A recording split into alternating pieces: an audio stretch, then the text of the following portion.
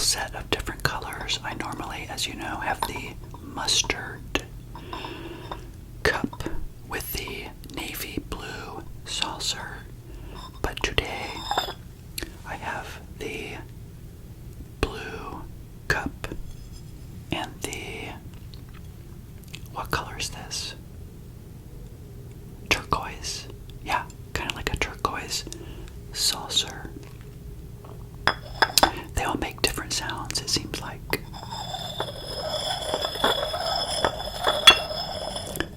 Shh.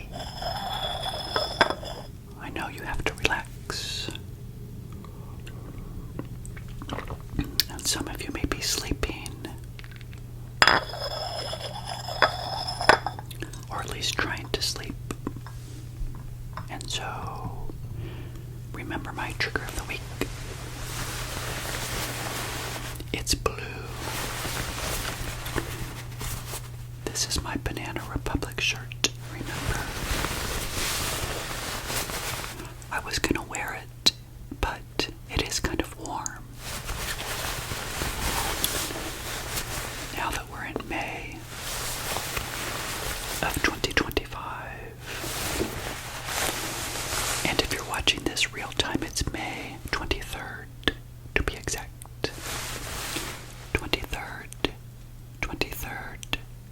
23rd of May. My goodness, we're almost at the end of May. It's hard to believe. And as I mentioned on Wednesday, here's my pointer. I use my pointer on other videos as well, don't I? I use it to push up my glasses, watch. Although you can't see it because I'm incognito, I'm in disguise, so nobody knows who I am. I'm the millionaire that lives next door to you and you don't even know it. Because if you keep your financial life private and you keep things really frugal, like most millionaires, then nobody knows that you have so much money. I love this pointer. This is a letter opener, isn't it? I don't use it for that. I use it to keep you awake. Tap, tap, tap, tap. Tap, tap, tap, tap. Listen.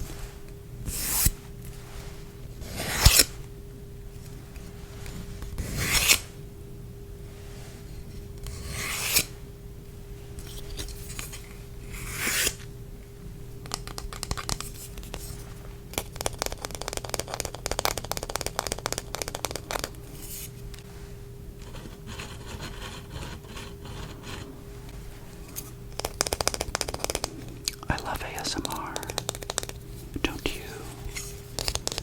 Look, I've got my heart. A heartfelt thank you to all of you that have subscribed to my channel. Let's give it a little tap, shall we? Tap, tap. Tap, tap. Tap, tap. Relax. Tap, tap. Tap, tap. Tap, tap.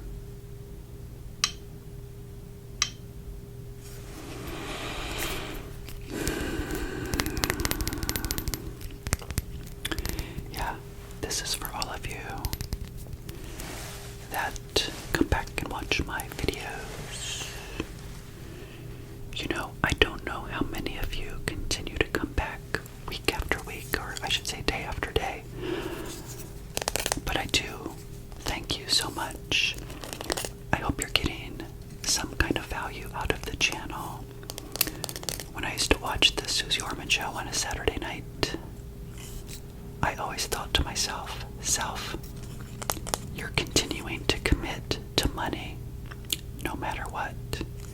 And she was always there to remind me. And so I hope that for many of you, I remind you to just continue to do what you're doing. And if you look at the numbers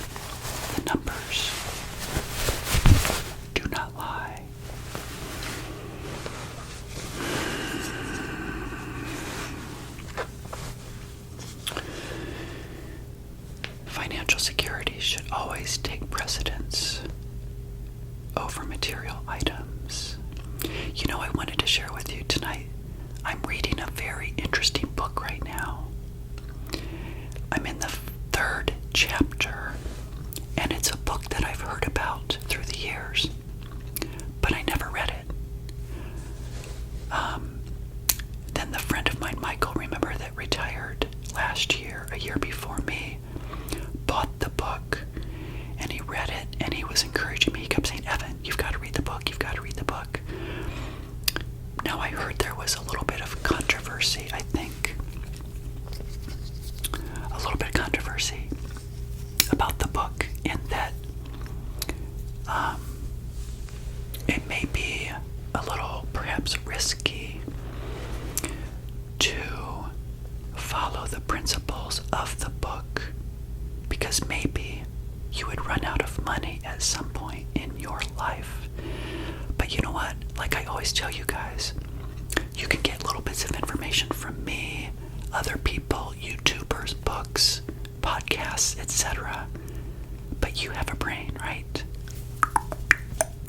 You have a brain. You know what's best for you. And so that's the mindset that I'm going into with reading this book. And the book is called Die with Zero, which means as you live your life, as you're building wealth, don't be afraid to spend money on things like experiences, because experiences are really what life is made up of, right? Once you get older, you're going to remember those experiences, and by remembering the experiences gives you richness to your life. In other words, you're not going to look back and say, oh, that car that I had made me feel a certain way, although it can make you feel a certain way, but it really truly is the experiences in life that we all look back on. And so I'm going to create some episodes in the future, kind of like I did with that other book. What was that other book called that I did a 3-part episode? It was by Scott Galloway. What was it called? I'll pop it up on the screen. I can't remember right now, but you know, I'm going to read it and then I'll share it with you. I'll give you little excerpts of things that I learned, but I already know right now what I will probably learn from the book. Many of you know I'm very frugal, and I probably don't need it to be as frugal as I am at this point in my life. I'm learning to relax. I'm learning to relax and give myself permission to spend more money. But right now, because I'm 59, I'm still a little nervous, because age 60 and 61, before I take early Social Security at 62, there's a lot of room for error, in my opinion, with my finances. And some of that error could be that I may have to pay for health care if, you know, Trump takes away the Affordable Care Act. And so I feel as though I need to still be a little bit frugal right now, and I'm okay with that. However, in a couple of years, when I have that guaranteed income coming in of $25,000 for Social Security, that's going to cover all of my expenses. Remember, they're about $25,000 to $27,000 right now. Actually, my expenses are 20. Fun and other is another 5 or 7. So that will make me feel more comfortable spending. So just give me a couple years, okay? This is a work in process, just like what you're doing right now with building wealth is also a work in process. You can't change overnight. If you're used to spending, like we talked about in previous episodes, it's going to take a while to master the art of not doing what potentially could be getting you into trouble right now. So in tonight's episode, I want to talk about keeping it simple, saver. Okay, the KISS acronym. acronym, right? I'll probably bring that up on the screen, or maybe it'll be my thumbnail. I don't know. Now, historically, people said, keep it simple, stupid, right? Is what we hear sometimes. And I came up with keep it simple, savor. And it has been a mantra of mine for many years. I used to put it up on my mirror in the bathroom, KISS. So every time I woke up and I'm looking at that mirror, I see over in the right-hand corner, KISS. It helped me keep on track, to keep things simple. Please do not think that personal finance and growing wealth has to be complicated, and do not let an advisor ever tell you that things are complicated. Do your own research. Invest in low-cost index funds. They don't cost much money. That's why they're called low-cost index funds, obviously, right? You don't need managed funds that cost a lot more money. So that's just one example of keeping it simple, and I wanted to ramble about other ways that I've kept things simple to build wealth in tonight's episode. And so I didn't take a whole lot of notes actually about this. I probably should have, but for those of you that have been with me now for a long time, you know that one of my secrets to success is definitely keeping things very, very simple. After the bankruptcy, I came to my senses and I realized if I'm going to make something of myself in future years, I'm going to have to educate myself, and I'm going to have to keep things very, very simple. So what did I do? I invested in my 401k. I opened up a Roth IRA, and I eventually opened up a taxable account because I needed another account to put money into because I was maxing out those other two vehicles, right? Yes. And then that engine just continued to grow.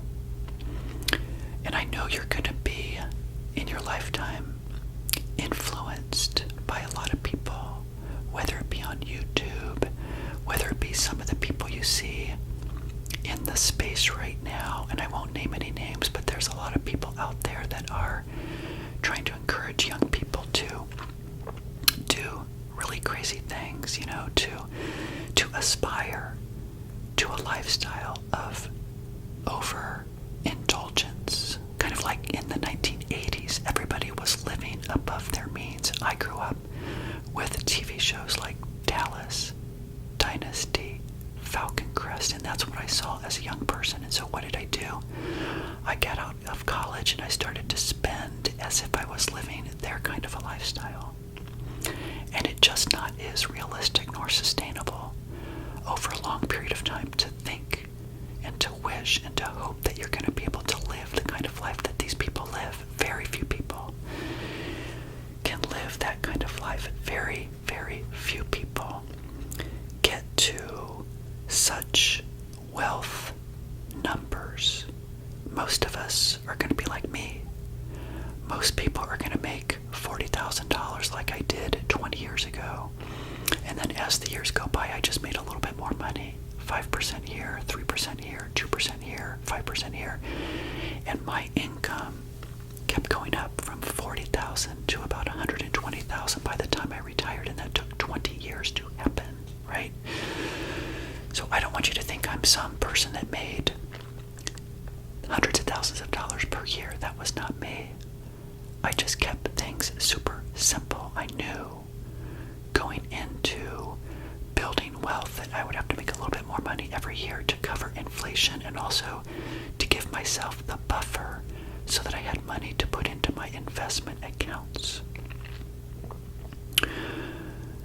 That light bulb finally went off for me, and I realized that not only was nobody else going to take care of me, I would have to do it all on my own. So what did I do? I just kept investing into those vehicles that I just rambled about, and I want you to do the same. Just continue on that journey, and you're going to see those balances, remember, go up and up and up. The other thing I did, I subscribed to the philosophy of one and done. Buy one place and keep it. For most people, not all, but for most, if you buy one property, if you desire to buy a property, then go into it with the mindset of, this is going to be my forever place. Don't always think that you need a bigger place. You don't. Now, if you have a family, then yes, that could be true, but for most people, one and done, right? Don't think that real estate is going to continue to go up. Yes, people have built wealth in the past with real estate, and yes, you may have those aspirations, and if it does work for you, then great. But for me, I said to myself, Evan, just buy one place and keep it. I just knew that was part of my emotional makeup, if you will. And you guys need to know your emotional makeup as well. Maybe you're fine with spending money on real estate and always tap, tap, tap, tap, and always having that ability, tap, tap, tap, tap. Oh, did that sound good? Let me do that again. Watch. Listen.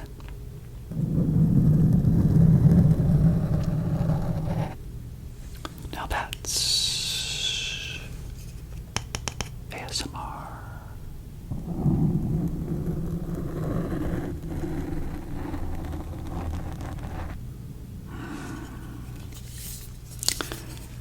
Yeah. Some of you may do really well in real estate, so I'm not here to encourage you not to do that. I'm just sharing my story, and if some of you are like me, then you may want to practice in the philosophy of one and done. So, what are other ways that I've kept things simple through the years with, number one, real estate? I always thought, after I learned my lesson with my bankruptcy at 29, that if I was going to buy something, I would have to truly be able to afford it. If the dollar amount was $500, I would say to myself, Evan, don't buy, save up the money. Save up the money and then purchase the item. Another thing I've done to keep things simple is I buy quality. Like this shirt, for example. I think I've had this for like 8 years. Look how good it looks.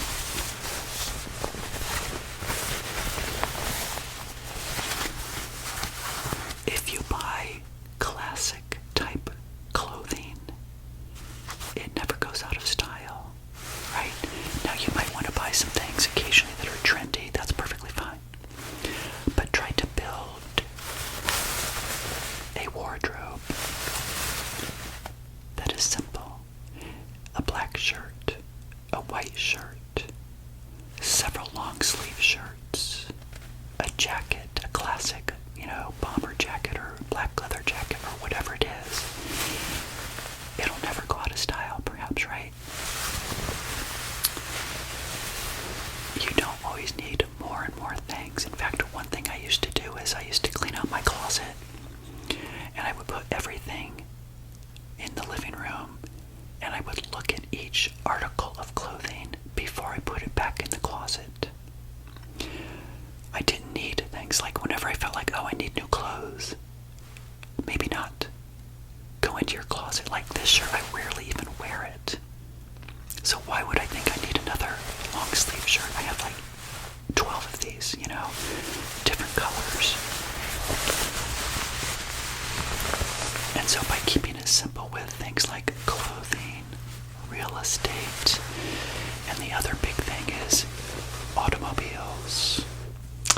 Yeah, I've had a Mazda Miata, I've had a Mazda 3, and I've had a Mazda CX-5 in the past 25 years, right? So I keep my cars for a very long time. I keep it simple. If you're buying a car every couple of years, and if you're leasing a car, you might be fooling yourself thinking that, you should always have a car payment. But I'm here to tell you, no. If you keep your car a long time, what my mom told me. She said, things last longer than you think. So by keeping things longer, like especially big ticket items, then you're going to come out ahead in the future. You're going to come out ahead in the future. I can't stress that enough. So, what are some other things that I've done? I think that may cover most of it. Big ticket items are things like housing, transportation, and food. Remember, I've rambled about that before. Housing, transportation, and food are the three big ticket items that if you can keep those down and sustain that over many months and years, you're going to see your balances and your investments continue to go up. Because instead of buying those things left and right and thinking that you need them, you're going to do what? You're going to be sinking that money into your investments. Maybe $10,000 this year, maybe $12,000 the next year, maybe $15,000 the following. Then you're going to wake up one day when you're in your 50s and you're going to have a clear picture and you're going to say, you know what? I may not want to work anymore. I may want to become a YouTuber and just create ASMR videos. And maybe you'll say you just want to make a couple dollars a day, which is what I make, and I'm perfectly fine with that. Because I'm doing what I love. I'm sharing my experience and I'm hopefully helping people to relax, to continue to think about their money, and to perhaps get to that point where they can decide for themselves if they want to keep working,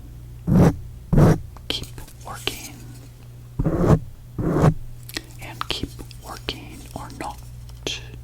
So, tap, tap, tap, tap, tap, tap. Are you still awake? So, I think I'll go ahead and close out this episode for Friday. I think that's all I wanted to share with you. I can't think of anything else. I hope you enjoyed this week videos. You know what? I will share one thing with you. It might encourage me to do it. You know, I'm deathly afraid of hurricanes.